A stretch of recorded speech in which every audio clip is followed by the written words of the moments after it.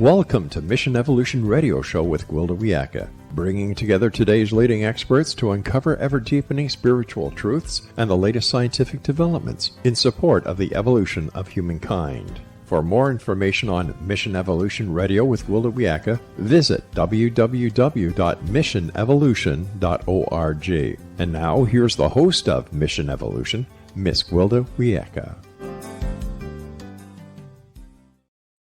Hello. Thanks for joining us on Mission Evolution. We're coming to you on X-Zone TV and Simul TV from our broadcast studios in St. Catharines, Ontario, Canada, bringing the latest evolutionary information from today's leading experts. This hour, we'll explore making a difference, support versus interference. Many well-meaning people dive into an indigenous culture wanting to lend a hand without considering maybe, just maybe, it's not broken. How can we offer support without violating a society? What impact does our very presence have on Indigenous peoples? Are we arrogant in assuming their lifestyle is inferior just because it's so different from our own? With us this hour to consider the impact of outsiders on Native people is Jeffrey Rasley. Jeff is a writer, Himalayan expedition leader, lawyer, writing coach, community activist, and president of the Basa Village Foundation USA, and the Scientech Foundation Indiana. He also serves on the board of the Indianapolis Peace and Justice Center. He's the author of 14 books, his latest, Bringing Progress to Paradise: What I Got from Giving to a Mountain Village in Nepal. His website, jeffreyrasley.com. Jeff, thanks for joining us on Mission Evolution. Thank you very much for having me, Gwilda. I really appreciate it. You know, from your bio, you're quite the world traveler. Where did you grow up? Well, I grew up in a small town in northern Indiana, Goshen, Indiana, which was just 12 miles below the Michigan line. Well, that's north then, yes? Yes, we were in the snow belt. Yeah, to say the least.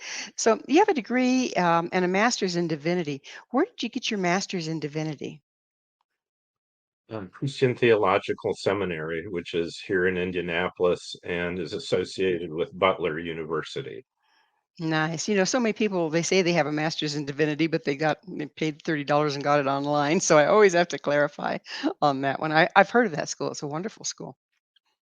It is. Yeah, and that came after my law degree at Indiana University and after practicing law for a couple decades. So it seems like those two things are kind of off the beaten path of where you ended up, which was mountain climbing and meeting with people in villages in the Himalayas. How did you make that transition and why? Yeah. Well, I first went to Nepal in 1995 because my wife recognized that I was manifesting symptoms of a midlife crisis. So I came home from my law office one day and she slapped this brochure down on the table in front of me and said, "Why don't you go do this?" And the brochure was about trekking the Mount Everest Base Camp Trail. So she was saying, "Hey, buddy, go take a hike and do it on the other side of the world." So I did, and it was very good advice. And that's how my connection with Nepal and the Himalayas started. So did you practice a ministry as well as practicing law? Um, Not exactly.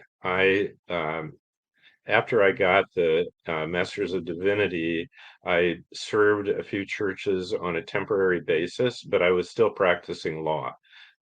So I actually withdrew from the Presbyterian candidate process sort of near the very end of it. I decided that I was really not meant for the sort of the congregational parish pastorate, and I could minister in different ways. Parish or jury? Parish or jury? It had to have been a little bit of an identity crisis going on there, right?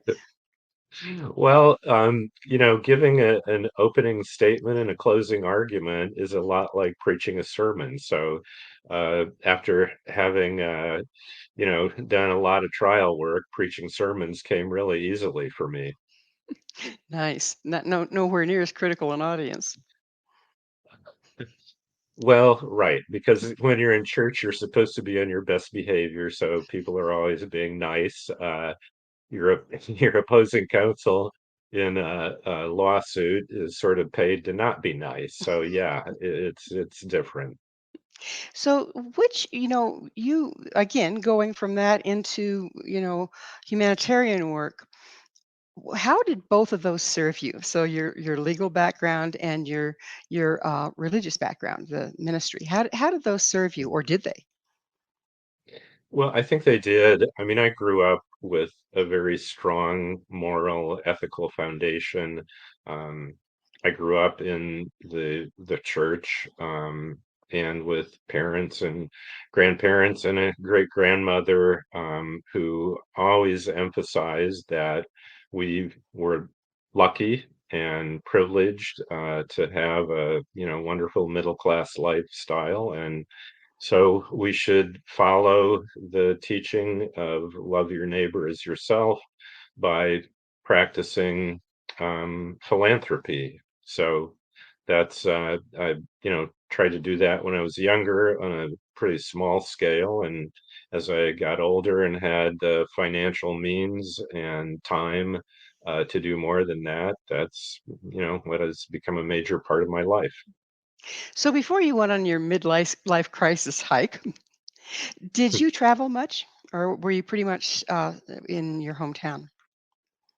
No, traveling has always been a big part of my life. When I was 18 years old, I dropped out of college after one semester and hitchhiked across the country. And the next year, I took a motorcycle trip with a buddy. It was 7,000 miles through the US and Mexico. And the year after that, I hitchhiked and trained and bused all across Europe with my girlfriend. And so, and my wife, who was not my girlfriend then, but my later girlfriend, who became my wife, also loves to travel. So that's been a big part of my life. And adventure travel had been a big part of my life. But the midlife crisis, my wife decided, was due in large part because I was so busy with being the senior partner in a law firm, and I was serving on a bunch of boards, and I was coaching a number of sports teams for my kids, and life was just really, really busy and pressured and scheduled. And she said what I was lacking was what had been so valuable to me before, which was to travel in a way that was very experiential and adventuresome. So she set me back on that path that I had lost for a number of years. Oh, bless her for that. Sometimes wives can be wise, can't they? Yes, they can. Yes, they can. So, lead us from your midlife crisis experiential trip to the Himalayas to this village you got involved with. Well, I had eventually, after learning how to climb and do mountaineering, I was leading treks and climbing expeditions in the Himalayas. And I'd really just fallen in love with Nepal, especially the mountains and the people that live up in the high Himalayas. And so I'm on this one mountaineering expedition, and it was outfitted or supported by a company called Adventure Geo Treks. And it was the first time that I had used this particular company as my outfitter. And all of the guys, the porters, the cook, the guides, were from this little village called Basa, yeah, which I had never heard of. But I learned, spending 3 or 4 weeks up in the mountains with these guys, that they had a little village school that had 3 grades. And they really wanted to add a fourth and a fifth grade. And they told me that if I would raise $5,000 that could pay to add all the materials needed for fourth and fifth grade and would Goodness. pay two teachers for 3 years. So Oh, I, yeah, it's hard to say no to that. So I did that, and I raised that money with a few friends who were trekkers and climbers, and then I organized a trek to the village, which is the sort of the heart of the book you mentioned, Bringing Progress to Paradise, because it turned into an amazing adventure, which it was supposed to be a very easy trek. But we ended up with 10 of us who signed up for the trek. Only three of us actually made it to the village. oh my And it goodness. was, yeah, it was a crazy, wonderful experience because when we arrived, every single villager was waiting behind this little arch that they had constructed with welcome written Mm. on this Hmm. banner. And every villager had a lei or flowers that they literally covered the three of us in. Whoa. And that was my first experience of Basa. And so I've been back 5 times and created a foundation focused on improving infrastructure there in that area because they had no electricity, no running water, no TV, no radio, no cell phone, no vehicles with wheels. The people there were living the way Europeans lived in the Middle Ages. And so and they were wonderful, delightful people, and it sort of became my second home. Nice. We're just about out of time in this segment, but was there a language barrier? Or did many of them speak English, or did you need to learn their language?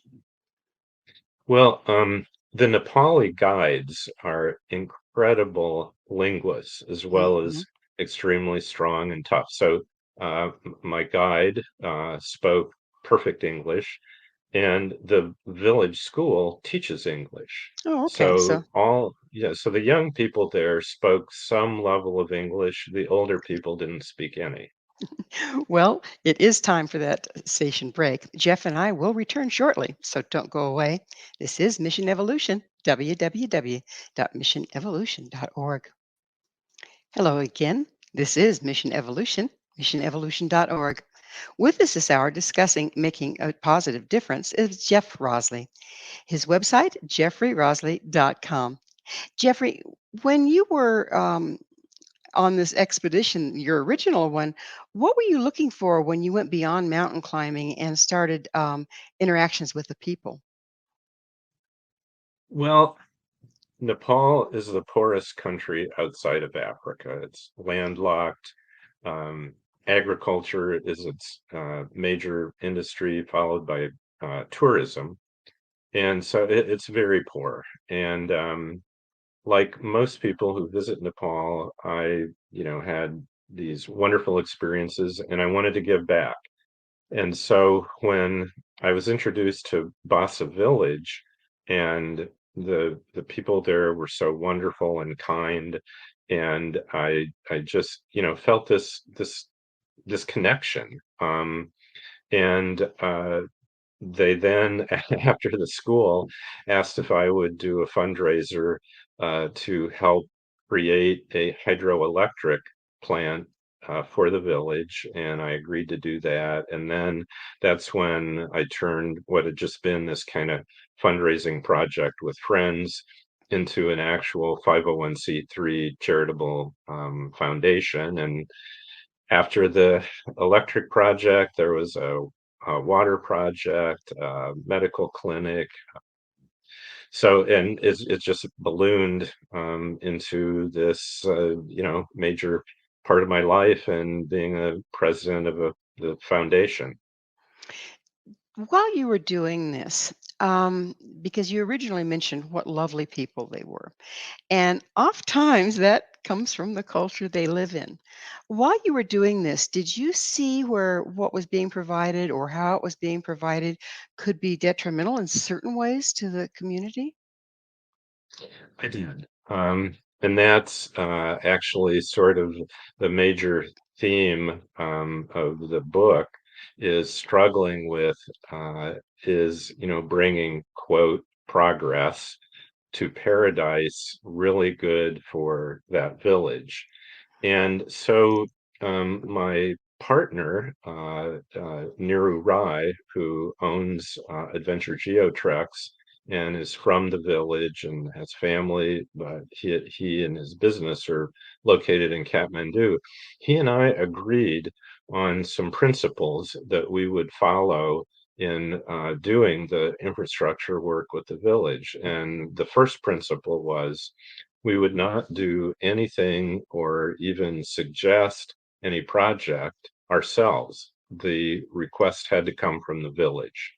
So the villagers have requested each of the projects we've done, and the villagers have to do all the manual labor themselves. So they built the school, they built the hydroelectric plant, they built the water system.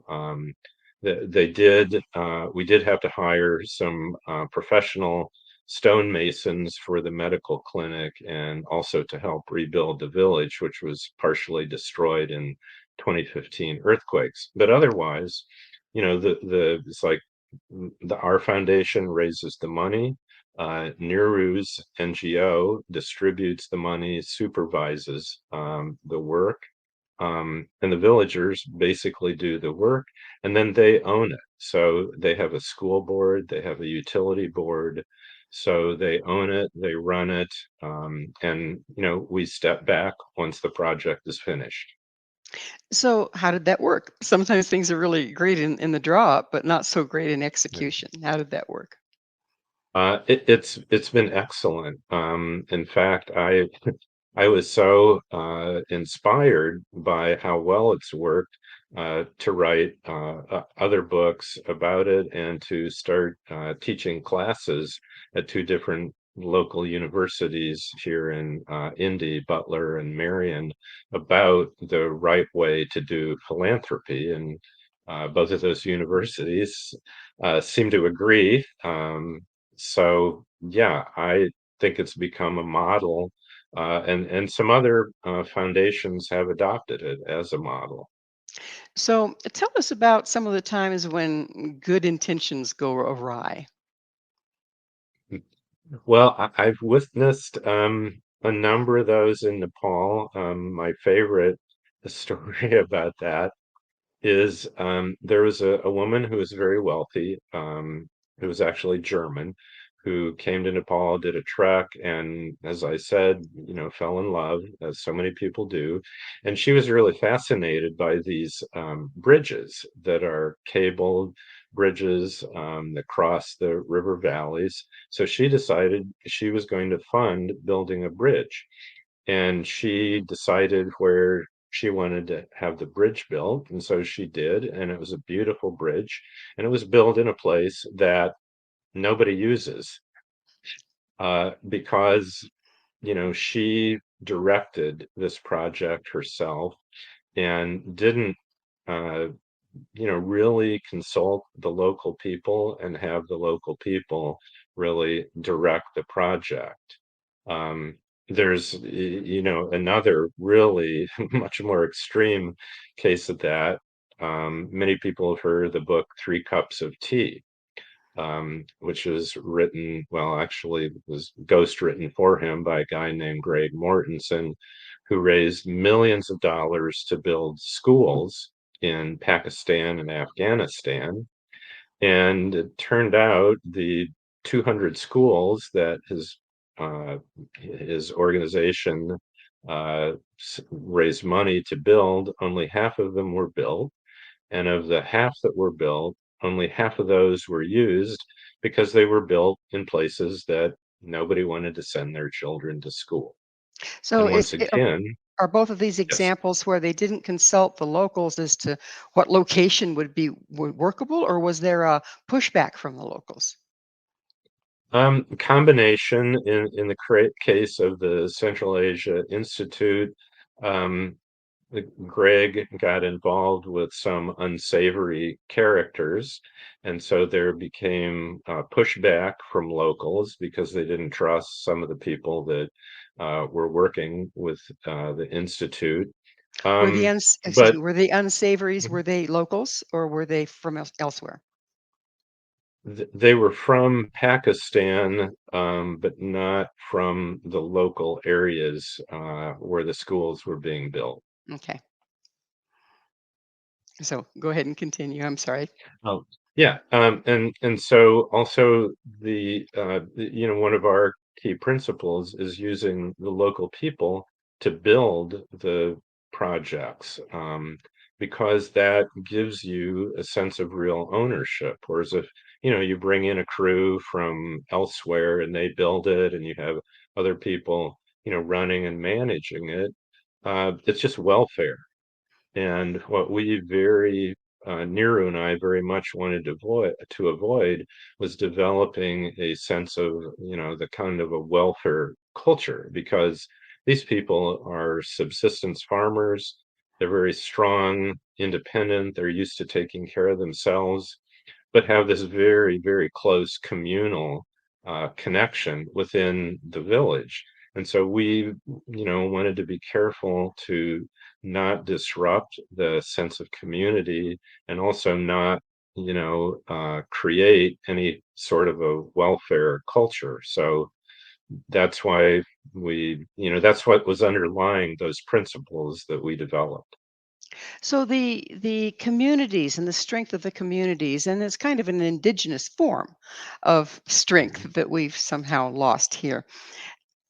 Do you feel that that really aided the process of the building because they were working as a unit and were very capable of working as a unit instead of sometimes what we see going on in this country? Oh, yeah. I mean, they didn't have the know-how, for example, to build the hydroelectric system. So we had a supervising engineer from Kathmandu, and we sent over one of our board members who is a retired electrical engineer, to help.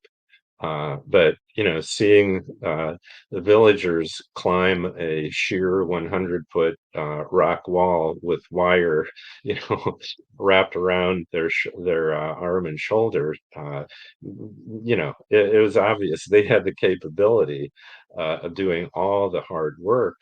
And again, the village, it was really fascinating to see how they decided how to build it, because they held a meeting, and this is how they make important decisions.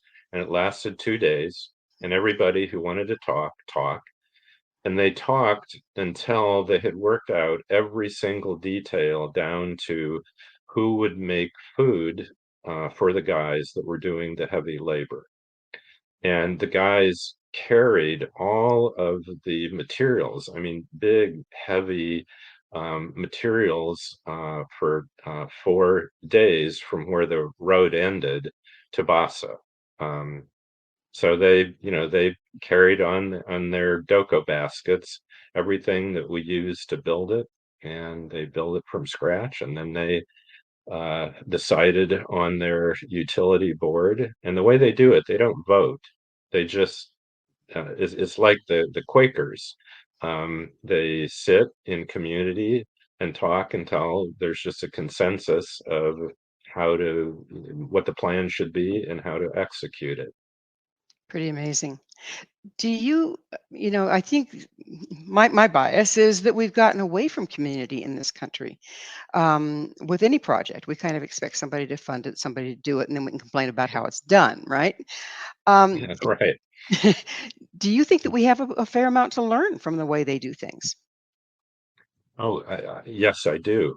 I feel like I've learned a lot on a lot of different levels. In fact, I left the Presbyterian Church and have joined up with the Quakers because of, I found a community that makes decisions the same way the people in Bassa do. And I also think they have a spiritual wisdom that we've lost, because they don't even have what you describe as a formal religion. They have what I would call a philosophy and a spirituality. They think the divine is in everything, everywhere, in all things. Even a rock has divinity, which creates this really sort of supercharged environmentalism. And we Amazing. definitely could, Use a yeah, we little could bit of definitely that. learn from. Yeah, yeah, Well, absolutely. it's time for another station break. Jeff and I will be right back to continue our discussion, so stay right there. This is Mission Evolution, www.missionevolution.org. Hi there. This is Mission Evolution, missionevolution.org. Our guest this hour is Jeff Rasley. His website, jeffreyrosley.com.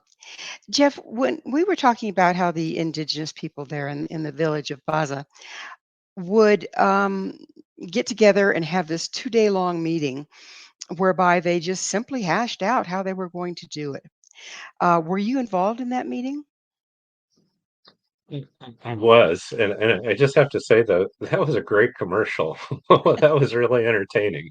But um, Mm. yeah, I was there, and so I sat through it and did not understand a thing they said because they have their own local language. It's not even Nepali. I have some rudimentary Nepali, but every tribal ethnic group in Nepal, and there's 50 major ones, has its own language. And so they were speaking their own language. And, when I would ask, they would tell me what was going on. But I didn't really want to interfere. So I was just there as an observer, and I was taking notes and just fascinated to see that process. Did everything stay pretty calm, or was there some heated discussions like we tend to see here? Yeah, there was definitely some passion shown at times, and it was hard for me to know exactly, what really roused passion or not. And when I would ask, Sangha is the name of our guide for that trek, and so I'd ask Sangha, so what are they doing? He said, "Oh, it's okay, no problem, no problem." So, so I really never knew what got them excited, but like Sangha said, it was all okay in the end, and everything got worked out down to who made the food. And that's the next question I have for you is once, in our way of thinking, spending 2 days on a meeting for something like this would be ludicrous, waste of time. How did you see the project went as a result of that time spent? It went very well. So our American engineer we had gone and we met with the villagers and the local engineer from Kathmandu. So we talked through how the project would be done, where the little hydroelectric plant would be on the nearby stream, and Mike was our engineer's name, and I'm slipping on the name of the Nepali engineer.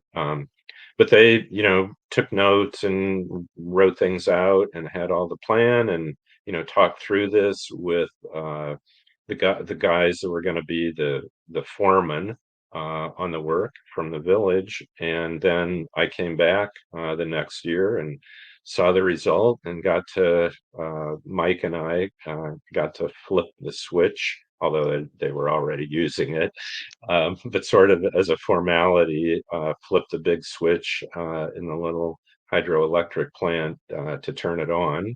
And yeah, so it worked well, and it's still working. And that was my next question is how long has it been since everything got, the school and the hospital and all these things got put together? Has it been a certain amount of, has it been some time? Well, it's been sort of every year, except during the pandemic, Hmm. we would do another project. So the school was in 2008. The hydroelectric system was 2010. The water system was 2012.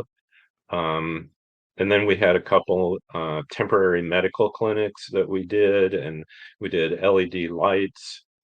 So sort of smaller projects, computers for the school. And then in 2015, the earthquakes hit, and we focused on rebuilding the village. So, And then the pandemic hit. yeah, we've been hit lately. That's a good word for it, just hit. Yeah. So, a lot of times when, particularly in this country, but in any country, when people go in and build something for people, one of the major complaints is they don't take care of it, they tear it down, and they abuse it. Did you find that the people in the village were willing and able to keep up on what they had built?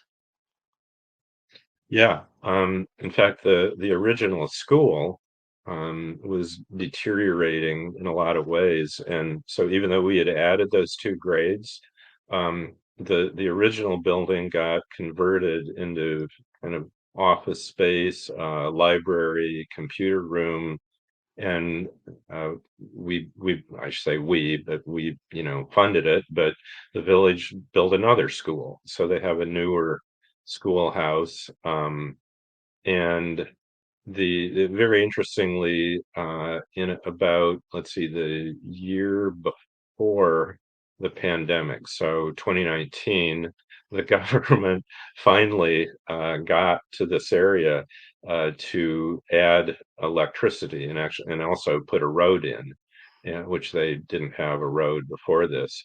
But so now they actually have two electrical systems, and our original system is used as a backup system. So when the government built system goes down, which it They does with do. some frequency, they flip the big switch and ours goes back on.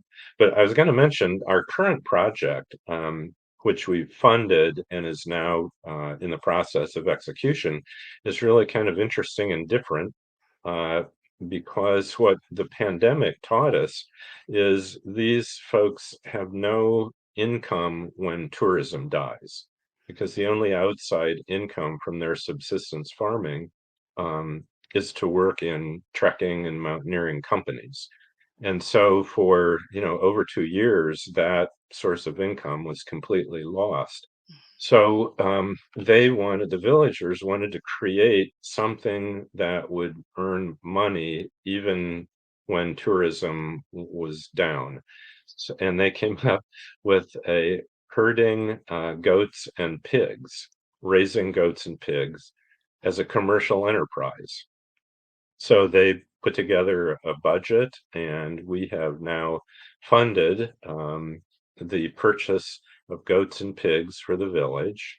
Every family will get one goat and one pig, and then there will be a communal herd, which they'll use for commercial purposes, and sell meat and yogurt and milk and every product that they can create from that herd. And then each family will have their own. So um, we will soon be getting pictures of how that's going, because the animals have been purchased, and now the villagers are building fences and being trained on the proper animal husbandry. It's just real learning process, and it looks to me like you're improving the people versus enabling them, Well, yeah, I mean, helping them that's the improve goal. themselves. Yeah. Mhm. Yeah, yeah. And again, each one of these projects, for even the computers in the school, every single one of them was requested by the villagers. So, it gives me confidence that they will do what's needed to properly implement it and maintain it. And without shaking their culture up by coming in and mowing over what exists. Yeah, and having been back to the village, and so many times, the culture seems the same in terms of what I see as its foundation, but the life in the village has definitely changed. Um, they have these quasi modern infrastructure. Um, and the older people, never had any experience or even idea that these kind of things would come to the village. So it's life there is clearly different. I mean, they now have cell phones too. But the way I see it is that kind of progress was inevitable. And so what's important is that the villagers themselves decide on the pace of how it comes to the village and how it's implemented and used, and that they maintain their traditional communality to absorb this. And, so far they have. So within that, I know a lot of the indigenous people really value their elders, and their elders' opinions and their elders' thoughts on things. How are the elders taking this progress that's unprecedented for them? Yeah. Well, it's interesting how, when we think of governance, how is the village governed?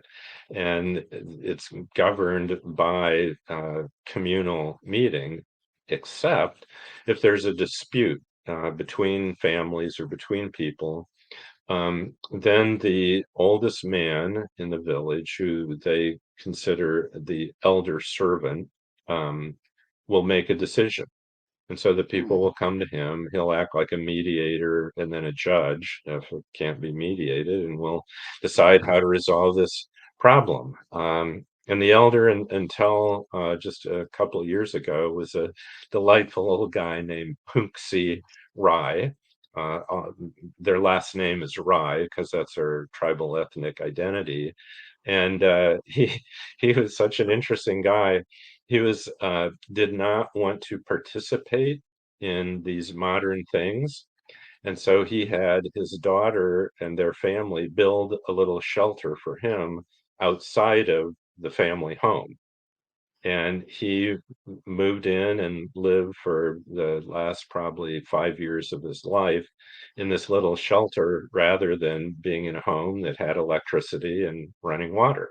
And all those At foreign this things. Yeah. Uh-huh. Yes, Yeah. and at the same time, he was, perfectly content that the younger people who wanted these things, would have them.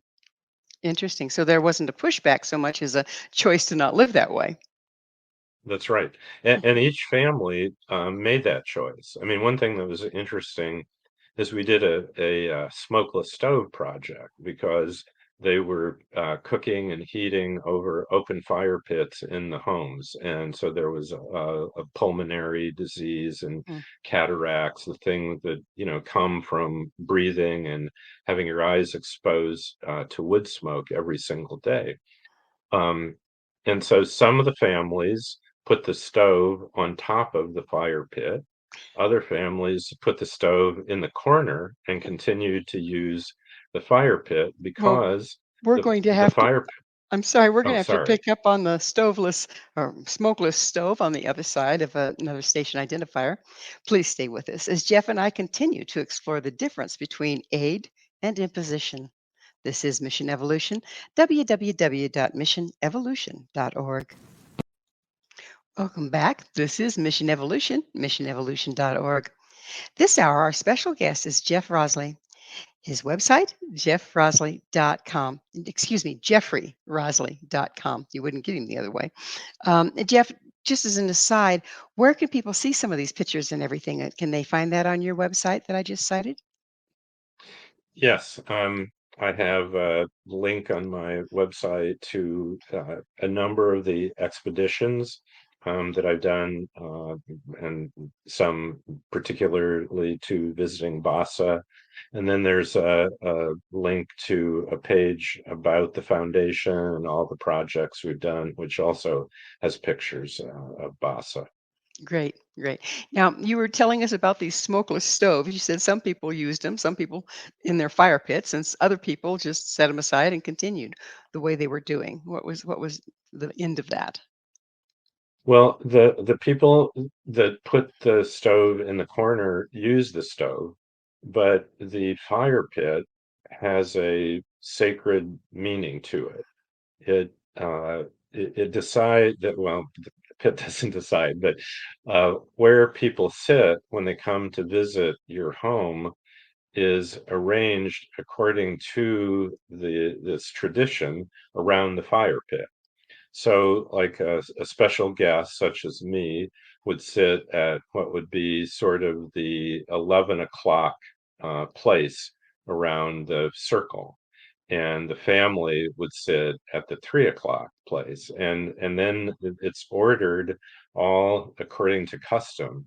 And so some of the families wanted to maintain their that custom around their fire pit, and they wanted to continue to do some of their meals on the fire pit. So they had the stove put in the corner. And the families, I suppose, who we might say were more progressive, wanted the stove on the fire pit. And when I saw that in one of the homes, I turned to Sangha, a guide, and I said, "Oh, this is disturbing. I mean, they've covered up the sacred stones around the fire pit." And he chuckled and he said, "They know where they are." They're always And so so they still, pragmatic. yeah, so they still sit in following the same custom. They just sit around the stove, which is on top of the fire pit. Very nice. So, what is your association with the local? What has your association with the local people in Nepal? Um, how has it changed your views on interaction with indigenous peoples? Well, a lot. It's indigenous people were not something that was of particular care or concern to me, but having experienced this, I actually decided I needed to do some discovery about a family connection my ancestors of mine have with the Potawatomi in northern Indiana, and also the Sioux in the Dakotas, because one of my ancestors was in the 7th Cavalry and was at the massacre of Wounded Knee and was a Hmm. lieutenant and participated in that. Um, and another lived in northern Indiana, my hometown, Goshen, and became such a good friend and beloved by the local Potawatomi that they gave him this beautiful deerskin beaded vest Hmm. because he helped them survive a terrible winter. And that vest was passed down 5 generations to me. So I investigated with the help of my mom, who was a journalist and our family historian, each of these two stories and wrote a book about that. I, did a road trip out to Wounded Knee, and yeah, so it definitely opened me up and sent me on a completely different adventure here in the U.S. Amazing. So, what do you see as our mistakes when we start to engage with indigenous peoples? What do you see that we do wrong there? What? Well, I think in North America, we started by uh, slaughtering them after, in some sense, they welcomed Europeans, or at least didn't drive Europeans out initially. And then the U.S. in 1830 passed the Indian Removal Act, which vested authority in the U.S. Army and in local militias to move any Indians out of their territories and force march them west. Often people, dying, the Trail of Tears is the most well known, but there were a number of others where many Native Americans died on the trek west and then found that, they were going to live in the most uninhabitable areas in North America. Yeah, so anyway, that we the relationship didn't go very well for a long time. I think there's wisdom has been gained, but we still have a ways to go. Do you think we've swung in the other direction in separating our indigenous people by treating them differently because of that? You know, the group guilt that a lot of Mm. the Caucasian people feel about the way they were handled. And have we enabled them in a certain regards by providing things in a different way than what you did in the village of Basa? Yeah, I think, I mean, like the whole Indian schools was intended to, uh, you know, to make Indians into people that would serve white people and take their culture away, introduce them to our culture, but put them at the lowest end of the economic spectrum. And then we took away their traditional hunting grounds and their traditional economies were basically destroyed, and so many of the tribes became completely dependent. I mean, a welfare system was created. Now, I'm happy to say that the Biden administration, 2 years ago, as part of the big, billion dollar aid package during COVID, so designated $32.2 billion for the tribal nations, and designated that many of those funds will be um, spent according to tribal culture, according to the tribal government, and Nice. controlled by the tribes. Nice. Well, it's about that time when I have to ask you, uh, Jeffrey, what's your mission? Well, my mission is to live life that is beautiful. And by that, I mean, I want to live a life where I enjoy it. And I also do meaningful things for people that can benefit from my efforts. And so I have what I consider both a selfish and an unselfish approach to life. Selfishly, I want to live a life that I enjoy, and I also want to live a life that has a meaningful impact for other people. Beautiful. So, what do you think can be learned from the lifestyles of the indigenous people that can help us navigate these rapid changes we're in the middle of? Well, I think the most important lesson, well, two most important lessons that I learned from the Rai people of Basa was number one, to invest in your community, to not lose the sense of community. And the second is the respect for the environment. To, I mean, whatever your belief system is, to treat the natural world like it is divine. Like it is our world, and it has to be respected and protected. And so, to me, those are the two great lessons that I have tried to incorporate into my life. Mm. It seems like there's, like you say, it's inevitable, this progression, modernization of some of our indigenous peoples because there's just not enough space or time or anything to uphold that lifestyle as it was, inviolate as it was. What would your advice be moving forward on to them as well as to us on how to not throw out the baby with the bathwater and not impose the things that aren't working from our culture onto a culture where it's working in theirs?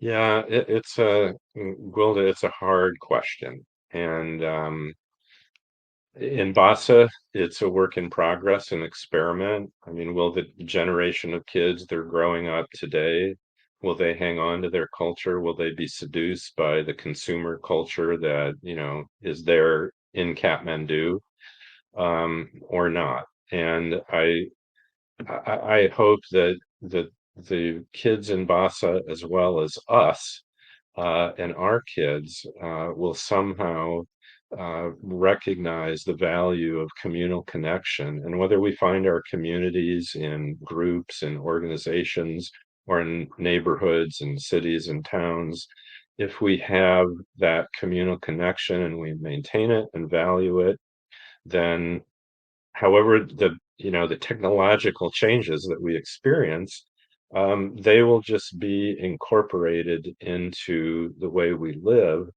But so long as we maintain that value, then I think we'll be okay. And we're gonna have to adapt to AI and everything else that's coming. And then again, we have to recognize how important the natural world is to us and to our planet. And without it, if it dies, we die. There you have it in a nutshell.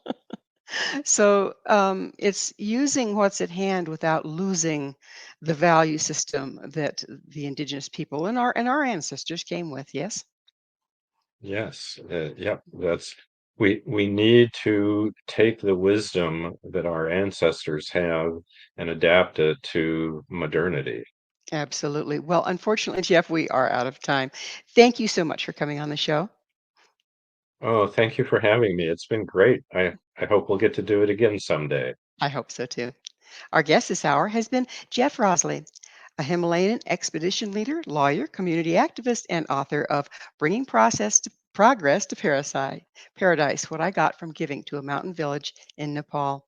His website, jeffreyrousley.com. This has been Mission Evolution with Gwilda Wiyaka. For more information or to enjoy past archived episodes, visit www.missionevolution.org. And do join us next time as this mission continues, bringing evolution to an evolving world.